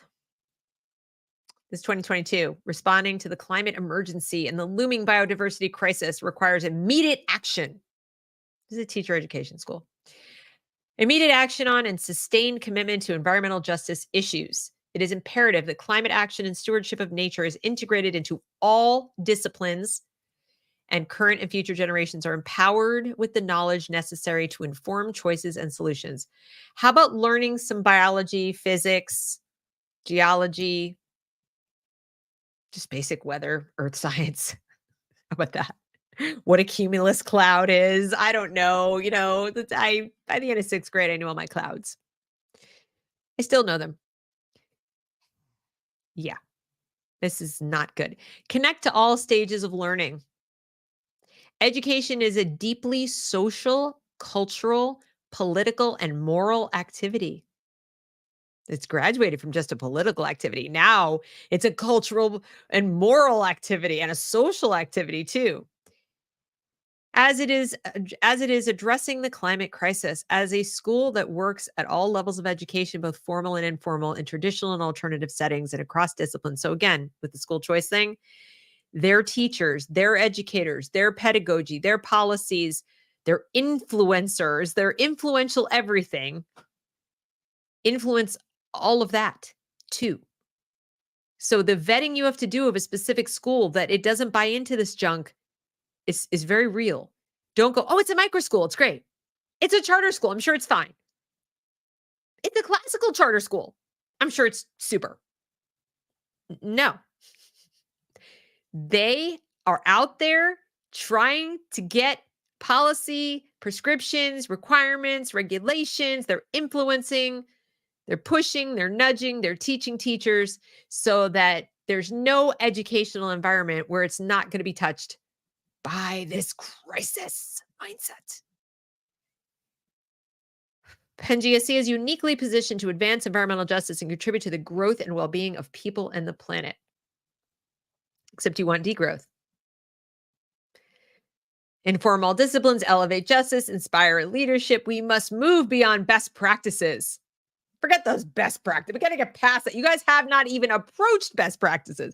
You don't even have a passing acquaintance with best practices when you have 70% illiteracy in this country. Don't even with me with this best practices. We got to move beyond that. They just mean leave it behind. That's what they mean. Not we got there and now we got to go farther. No. Just screw that crap. We need transformative change to truly address the climate crisis. Penn GSC demonstrates the possibilities of actively empowering communities to confront social and environmental challenges through education. Confront. So education is where we're going to confront these issues through children. We're going to use the children to confront the issues. If that doesn't hit your ear the same way it hits mine as, wow, that's sick. You people are demented. Then I don't know what else to say. Then I guess, you think this is a good idea. I do not. I don't think that children are put on this planet for that purpose. I mean, Joy Reid makes it clear she didn't even want more children here. Why do we need more children for?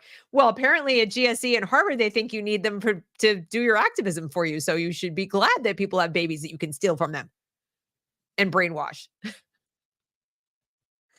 I don't know. I mean, that's what I think. Think globally and locally. Walk the talk.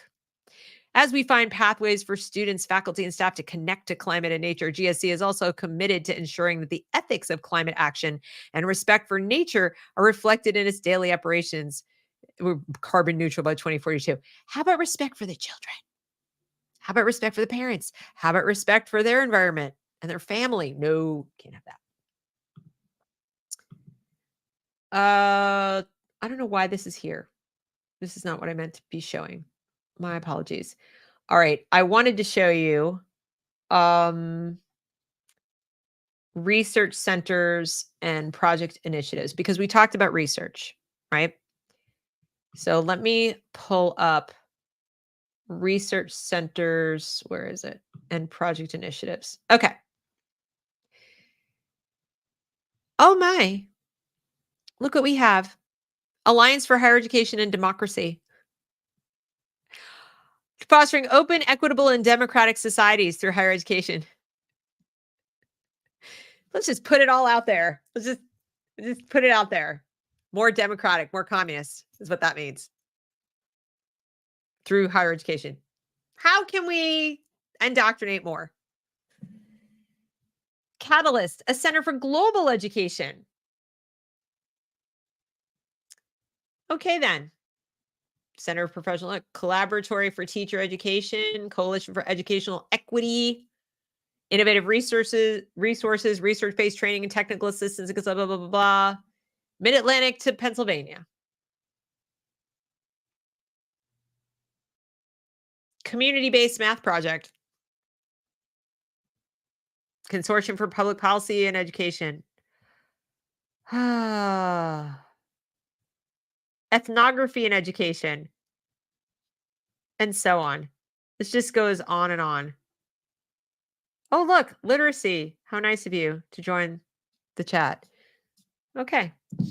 Then we have what else? Oh, let's see what some of the books and publications are. Wonder what that looks like. Governing universities in post-Soviet countries. Socialization and socio-emotional development in Chinese children. Cancel wars. Leadership mindsets for adaptive change. These are books by some of their scholars. That's just 2024 and 2023. Now what I'm kind of curious about are the academic journals. Kind of curious about that. These are all their little journals. Look how many journals there are. Critical Multilingualism Studies. Education, Finance, and Policy. Educational Administration Quarterly. Educational Evaluation and Policy Analysis. Computer-based learning and context, classroom discourse, cognition and instruction. These are all academic journals. Look at this. So, as I said, if you were under the impression that these graduate schools of education just teach teachers how to be teachers, well, they don't really do that. That's not what they do. They are ginormous think tanks for education theory and praxis to a certain degree, but oriented towards specific mission. And that specific mission is globalism and transforming our society and transforming our children through education, or transforming the society using the children through education. What UNESCO wants it for. They're on board, 100%.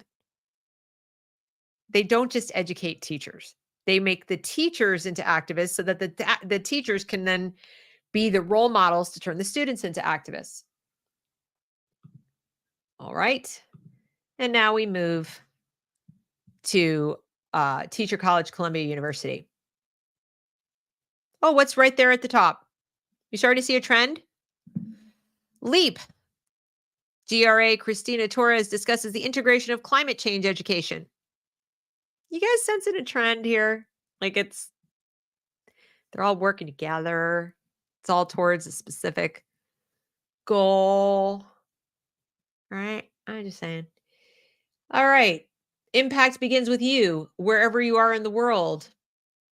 Allows you to get involved anywhere, anytime. Check the ways that you can get involved. Get involved. This is globalism and activism. Get ready to vote. Activism. More activism. How can schools step away from standardized test scores and to foster data and equity-focused practices? This received a $1.5 million grant from the Wallace Foundation. We collaborate with our grantees and researchers to inspire informed action in the arts, school leadership, and youth development. $1.5 million to look into data and equity-focused practices. Okay. See what else we got going on in here in the social media world. Interesting.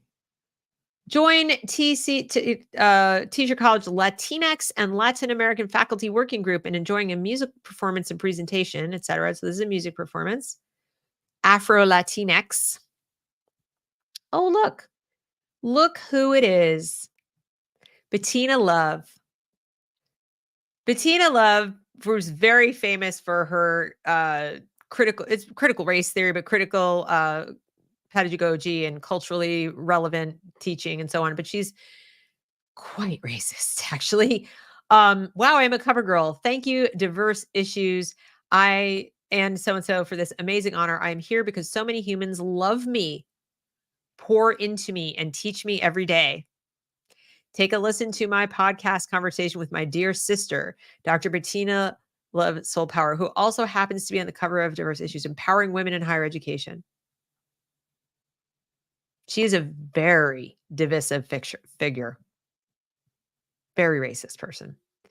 I mean, she's sort of like the female Kendi in many respects, but specifically towards education. Here we go. Here's some more equity around Black studies. We're proud to partner with the Office of Energy and Sustainability in New York schools. Climate change education. There's more climate change education. Oh, but look, they're going to the TC alumni are going to Palm Beach and staying at the Four Seasons. I wonder what the carbon footprint of that little trip will be. But, be very afraid. Bad things are happening. What else? Here we go. The International and Comparative Education. Next March 5th, they're organizing a great hybrid symposium, Education Amidst Displacement, Reimagining the Roles of Refugee-Led Organizations. Black students and scholars. Oh, now they're going to Miami. Barriers that at-risk youth face in seeking therapy. They're Black. So is it any wonder that people see Black students and go, at risk? Not every at-risk student is Black. Not every Black student is at risk. But you wouldn't know it. To see all the pictures and all the references to at-risk students, they're always, always Black. Not even Hispanic. But they're never white. Let's see. Oh, look. Hidden Brains' most recent series shares how we become trapped in our current political mess, and more importantly, how we might escape. So this just goes on and on. Let's continue. There's more on the Equity Project. Ignite, Courage, Lead, Change. By the way, this is just the homepage of the teacher college. Here, what else? Oh, artificial intelligence is not immune to sociopolitical failures. I think we've seen that over the last couple of days. I just don't think that's what they mean. Let's see how you can get involved this Impact Day. And then there's the grant again. Then they have all the different departments. Let's see. Oh, let's take a look at news and research. Let's take a look at news and research. Can school boards survive the parents' rights movement? We'll take a look at that in a moment, but let's read through these. Teacher College's Black and Asian Solidarity Collective. I mean, guys, why don't you just wear your Che shirts? Like, our Black and Asian Solidarity Collective. School counseling needs people with teaching experience. How about school counseling needs people with counseling experience? These people actually are counselors. Yeah, it ought to go without saying they have teaching experience. That would be nice to be a school counselor. But we have people going in there and doing counseling who barely even have counseling experience. Let's see. Hidden history with the civil rights movement. Okay, so we're going to go check out this lovely article about can school boards survive the parents' rights movement with the 2024 U.S. election on the horizon. TC's Jonathan Collins and Jeffrey Hennig discuss America's fiery landscape of politics in education. From viral moments to headlines, American school board meetings remain in the crossfire of sharp debates around gender inclusion, library books, race, and more. But as political hopefuls up and down the ballot plan to duke it out in November, what does the future of school district governance really look like? Big politics and big money started intruding in local education policy several years ago, but the practice ballooned into a phenomenon in 2021 when conservative political action committees began pouring millions into local races. Can we have a chat about how the union's been doing this forever? How about all the trans rights organizations and the Pritzkers? How about the drug companies? How about the clinics? How about the surgeons? How about all the people, Penn included, who have thrown their support behind candidates who were against the parents? How about them? No, conservatives did it. You're right. Only them. It's not like y'all haven't been taking over the school districts and taking over the school boards for, 2 generations. Anyway, so that's what that's about. Moving on. I decided to take a look at their faculty centers, institutes, and labs to see what all they're doing in terms of research. What do we got? Research collaborations across disciplines and generations can help reduce gun violence. Majority of U.S. voters support inclusive education and teacher agency. Do you? What do they mean? This TC partnership is training a new generation of racial justice scholars. The importance of integrating climate education into city public schools. Advocates decry what is lost as the teaching of Black history faces growing restraints. You mean we don't want BLM in the classroom? Is that what you mean? Nobody's trying to stop you from teaching Black history. This is another one of the lies. So then I went and looked at these different centers. This is like a list of the centers at Teacher College. Center for Educational Equity. Center for Sustainable Futures. Education for Persistence Innovation Centers. Digital Futures Institute. Okay, there's some sketchy ones. So then I decided to take a look at that Center for Sustainable Futures. The Center for Sustainable Futures at Teachers College envisions a regenerative world in which we achieve a balance between planet, people, and prosperity. This is the word that creeps me out right here. Regenerative. Our mission is to promote learning, awareness, attitudes, and skills to work individually and collectively, there's that word, toward long-term sustainability of complex living systems. Do you ever feel like they have you in a terrarium? And they're doing a little experiment. Let's see, the human ant farm. What will we make them do next? Don't tell the ants, but it's eat the ants. Let's see. CSF supports and conducts original research, engages in research practice partnerships, mentors and trains graduate students, and uses data to inform evidence-based. Think how many hundreds of millions of dollars are being poured into this research, into these centers, into all this word salad, into the people's salaries who do this. And we have children who cannot read. We have children who cannot do math. We have children killing themselves. We have children who are off the charts with anxiety disorders. We have kids who are getting beaten up at school who are beating up teachers. We have a colossal disaster on our hands as far as our education system. And these people are dicking around acting like the human race is in a petri dish and they're playing scientists, evil scientists. Let's see what happens. What is the role of schools of education in the face of global environmental challenges? There isn't one. That's what the role is. We're living on borrowed money as it is. Like y'all are making work for yourselves so you can have a highbrow, white collar job that sounds important, but ultimately does nothing. Nothing. Pretty sure the average person can learn that it's probably a bad idea to throw excess plastic in the ocean without all of this. But, you know, your mileage may vary. Summer Institute 2024, integrating climate education in New York City public schools. This Center for Sustainable Futures at Teachers College, Columbia University, and New York City Public Schools Office of Sustainability are partnering in a summer institute dedicated to climate education.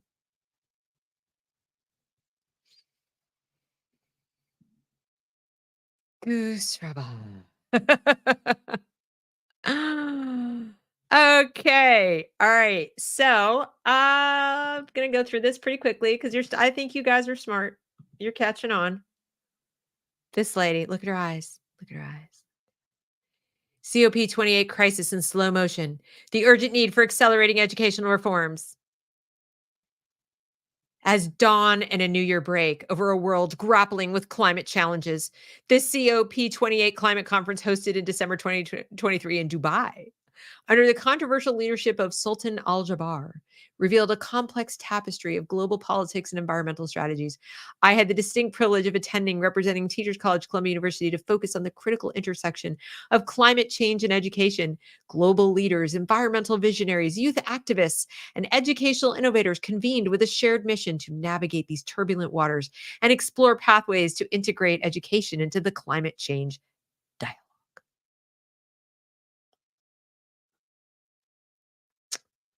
Yeah. Okay, then.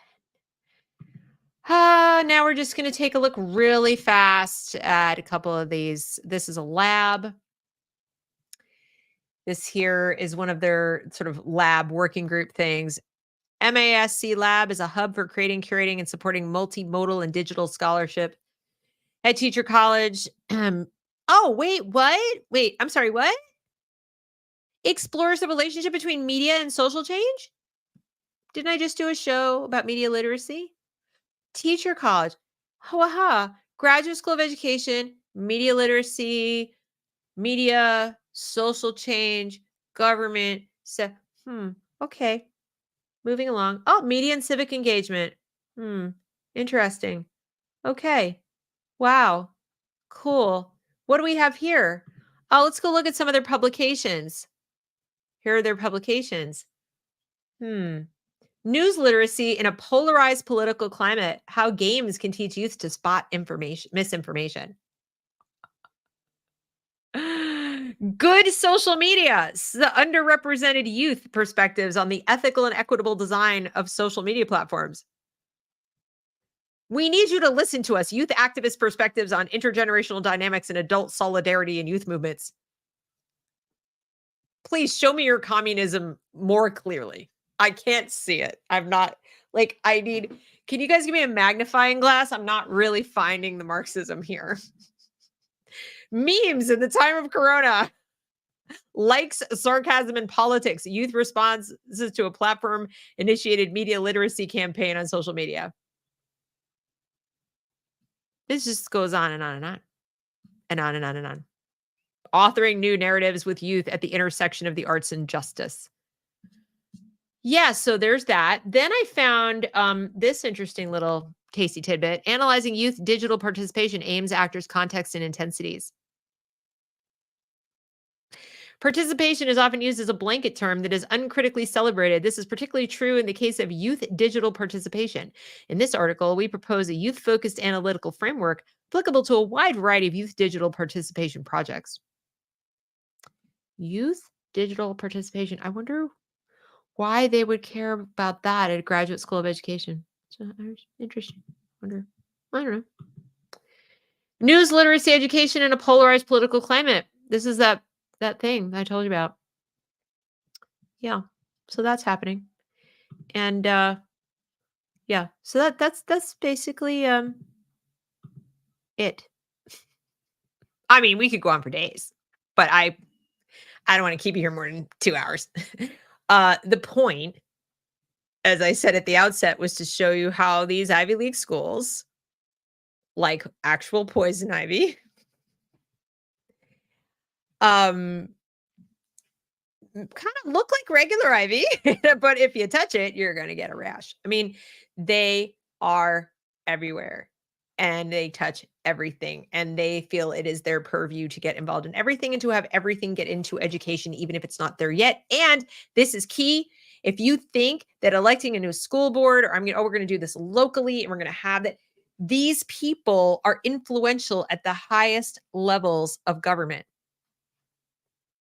It is their mission to change education policy. It is their mission to influence education policy at every level. They're having conversations about school board composition. They're having conversations about how the teachers should deal with controversial books in the classroom. They're having conversations in Dubai about getting climate education into the schools. They're talking about globalism constantly. They use terms like solidarity. They talk about activism constantly. This is how they're Marxifying education, is they're just making the study of education a study of how to train Marxists. Not how to educate. Not how children learn in general. Anything. Like, that's a red pen. I can use it to write in cursive. No, that's not. They are engaged in the study of how to get children to do what they want them to do, which is become different kinds of people in a different kind of world, pursuing different kinds of values. There's nothing anywhere. And I spent way more time looking at the stuff than I feel like I need a shower now. So I probably spent 3 or 4 hours and I just pulled out the stuff that I pulled out for you. And what I can tell you is that I didn't see any. I saw the word democracy a couple times, but as I said, that means communism. Nowhere did I see anything about individual liberty. Even when they talk about civil rights, it's exclusively Black oriented, as if nobody else has them. I'm sorry. The gender, the trans lobby and so forth, they have civil rights supposedly. But no, it's not a notion of universal. It's not, there's no universality to anything that they're doing. Except they have a belief that there should be climate justice and health justice and apparently fairness of place, whatever that is. So, all right, I'll finish up by checking in on what some of you guys have said along the way. Let's see, going back here. China can't pay their teachers. Many areas have teachers working for 8 months without pay at the moment. Yes, that is true. I left my job with a Chinese company teaching English as a second language because they started changing our pay structure so much so that they were withholding pay for every last little thing. And I was working my tail off. And what used to be like a full-time job that really, made me a decent amount of money became something where I was fighting with a company on the other side of the planet to fulfill my contract. And I got sick of it. I'm like, I'm not getting up at 3 o'clock in the morning anymore for you to basically treat me like a slave. And it wasn't worth it. I was spending probably 1 hour for every hour I taught fighting to get my pay. So I am not surprised that they're not paying their own teachers. Adrian says, trust me when I say environmental justice is not about justice. I would just love to have your perspective at some point on what it is, what you're hearing that it is. But what I see it is just another excuse for theft. Ask the question if embedding that actually does good. No, they just want activists. Shame and blame. The sun doesn't care about your timing or feelings. Says see the whole truth. See the whole truth also says new male birth control pill. Waiting to see how that goes. Oh God, here we go. And then there's more information about that apparently that see the whole truth has put in there. So Sophia says, yes, there's a lot of crazy belief in those journals. It's not scientific. That's the important thing you guys need to understand is they are experimenting on children. They're putting children in situations they're not well controlled. They don't have control groups. They are essentially taking their observations, taking some literature that they've read and saying, well, here's what we've observed. Blah, blah, blah, blah. Here's our report. That's not really an experiment. That's not really what we're used to when we think of, we're going to test a theory against reality. They're they're jumping to a lot of conclusions about why people do things and then making policy on it. She also says, I would not be surprised if some folks I know started screening students out for some of this stuff. Can you clarify what you mean screening students out for some of what stuff? And I also, Philip, I don't know what Marxism is. Maybe I should, but I don't know what it is. Okay. And see the whole truth says, I'm stunned at the audacity. That was, to be honest, kind of my goal with this show was to show you that they're not hiding it. You guys don't need spy streams. If you find that sort of thing entertaining to listen to people sit around and talk about how excited they are to turn the world into a Marxist, dystopian hellscape, I suppose, okay. But it's not like you need it because it's hidden. You don't. It's like, here it is. Look what we're doing. Solidarity, collaboration, climate justice, fairness of place, equity.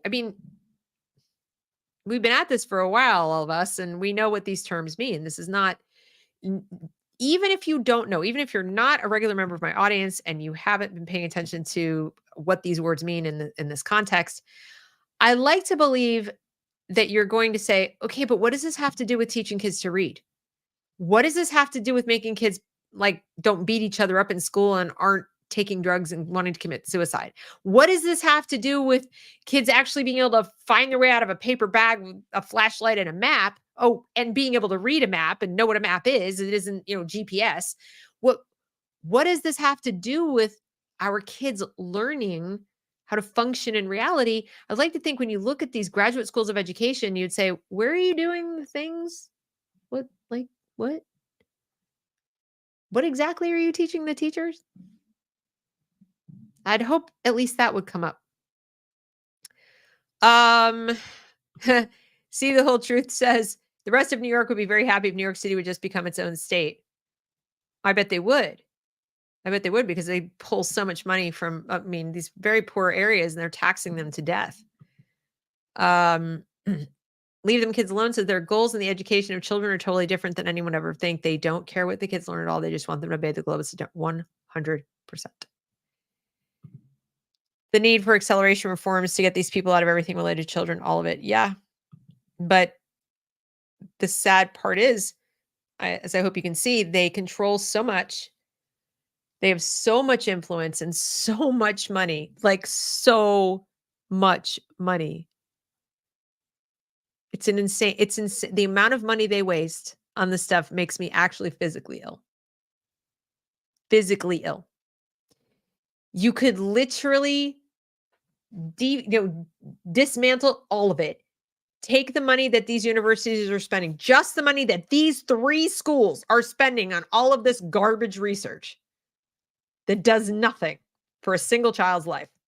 And you could just carve it up into, I'm not suggesting you do this because this would be socialist too, but in theory, mathematically, you could carve it up and give every child in America tuition to go to like a proper school. But there wouldn't be any teachers to teach in them. That's the tragedy. They just aren't, because they're educated like this. Even the teachers, understands me, even the teachers who don't go to these schools, because obviously University of Michigan, University this, University that, they all have teacher colleges. Even App State has a teacher school, education school. The research, the theories, the ideas they're teaching in those schools come from these 3. These are the 3 musketeers. And I guess if we added Stanford, possibly, or trying to think of where else we might add, if it would be Stanford or someplace else. Rutgers. Rutgers is really bad. I don't know. Then it would be like the 4 horsemen of the apocalypse. Rutgers in New Jersey is really bad. So, they're just like full-blown Marxists. These guys are Marxists, but they're like highbrow Marxists. They drink champagne. Down at Rutgers, they're drinking vodka. Like out of a hose. I'm kidding. Hardcore. Let's see. What else do we have here? You should see the nightlife of social media generators in China. Homeless crowding the streets, trying to survive. Oh my God. SJ Mom says, I love the title Poison Ivies. Because they are. They're poison. I just showed people what they do. Sophia says, tell me if you want me to have fun with one of those articles. I do. I'm going to pick 1 or 2, or I'll send them to you, and I want you to go nuts with it. She says, you had it right the first time. Climate education is climate activism. It is. That's all it is. Leaving kids alone says, I'm sure they partner with Secretary. 100% they do. He's from Connecticut. They all love him there in the Northeast. Screening for some of the activism stuff that the students are being taught is if the students really embody. Yeah, they actually are. And some of the surveys that they do and some of the tests that they do are precisely for that purpose, to get a sense of whether they are good and activated enough. And when they report that they have anxiety about the climate, etc., schools then turn that back on the parents, or back into the curriculum and back against the parents, to say, we have to do more. The students are asking for it. That's the Freirean generative concept. So they make them really anxious. They report, the survey showed the students are very concerned about this issue. They want to learn more. The students are instigating it. The students want to know. The student voice is telling us that they want to devote their entire second semester to a project of activism to get people to listen to. They all want to be Greta Thunberg. It's not us. What? The students. Don't you want to listen to the students? It's not all about you. This is the way they do it. They're just being responsive. That's all. But they find out in some of these student listening sessions, student-led, student survey. See, the whole truth is it's just, wow, who let this go on without shooting it down, and how much were they getting paid to get out of the way?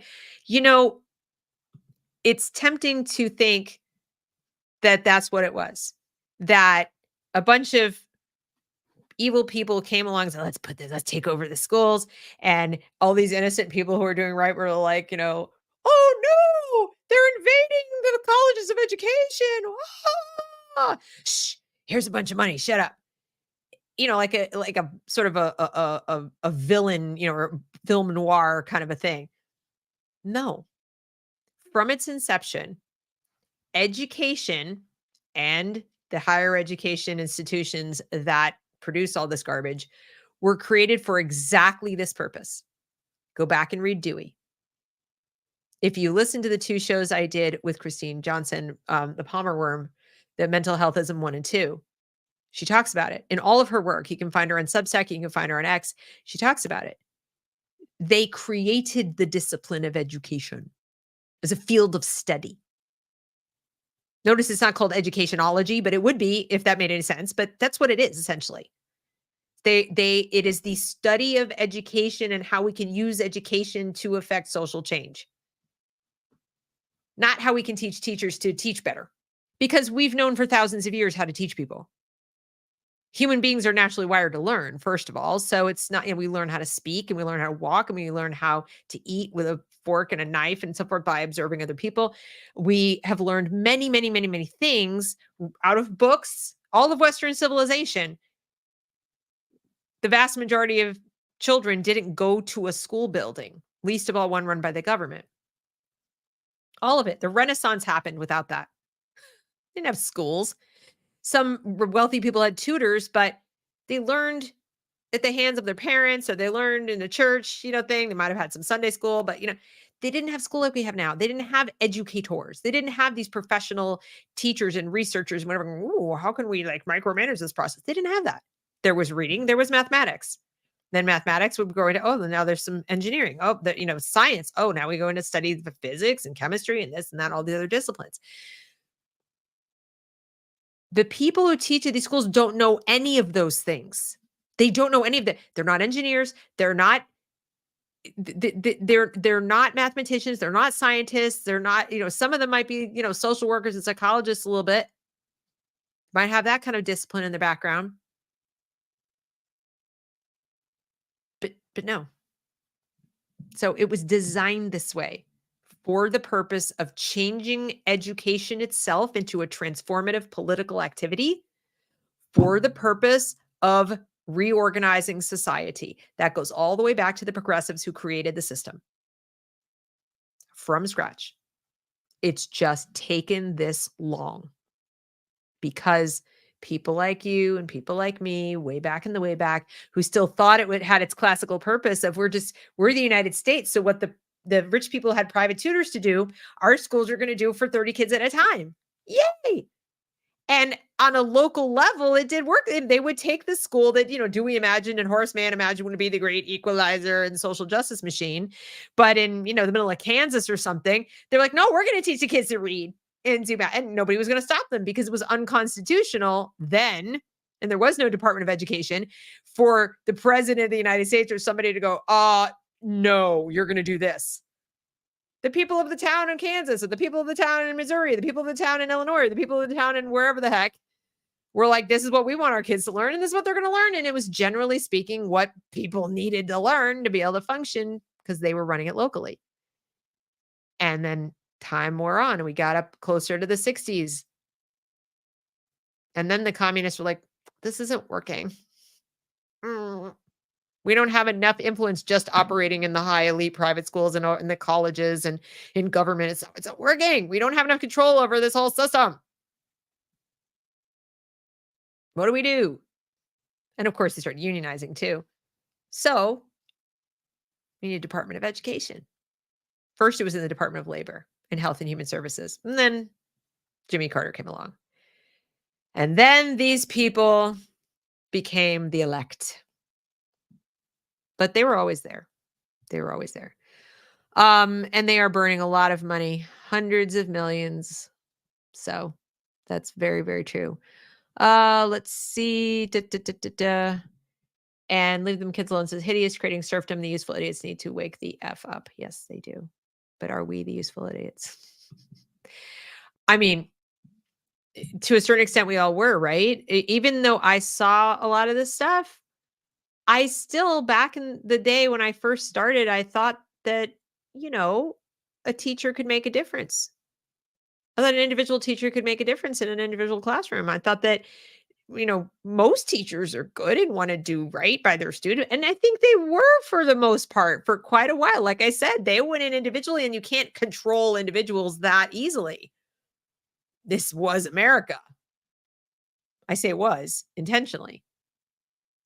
But these people are globalists. They're all globalists. There is not an individualist amongst them. 3 schools of education, and there's not a word on their website in any way, shape, or form remotely like supportive of the foundational principles of the United States of America. Quite the contrary. 100% globalist.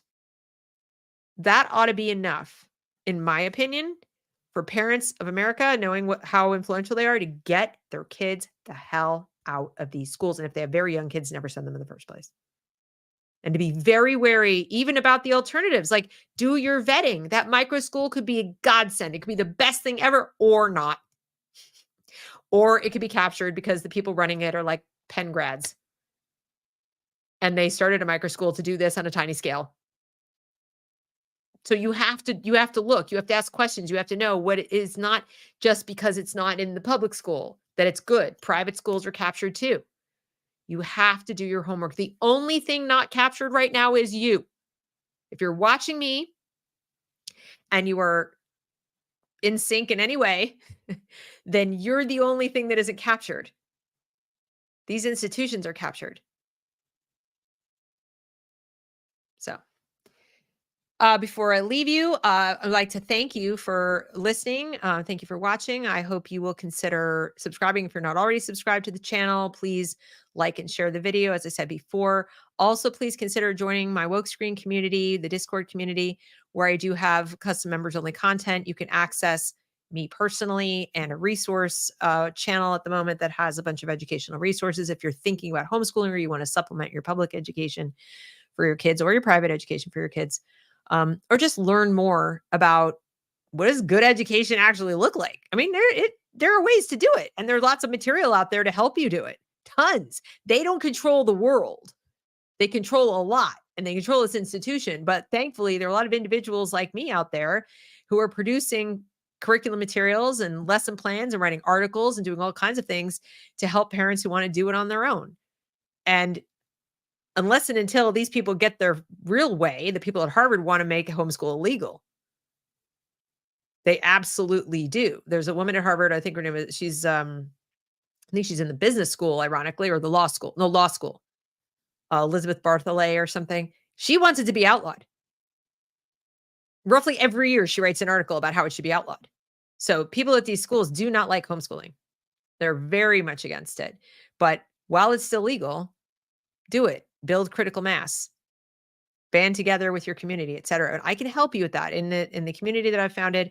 You can access it at wokescreen.com/the reason we learn. You can access that community and also my The Reason We Parent support group. But this is what goes on at the Poison Ivies. They influence everything going on with education. And I just thought you ought to know. So thanks for watching, you guys. And I hope you have a great rest of your week. Lots of things coming up on the channel. Please check the YouTube. I've got at least 2 more live shows coming this week. One on freedom of expression in higher education with Paul Rossi and Randy Wayne. And I also have a show on Thursday with Shannon Edwards about AI, the bigger story behind Google's AI. So make a point of setting a reminder for that. Oh, I'm going to grab this. That will be the time where people have babies at home and don't share the news with anyone. Keep the kids out. You are quite right. I've actually already advised people to do that. So thank you for coming. Have a great evening, everybody. I'll see you next time. Bye-bye.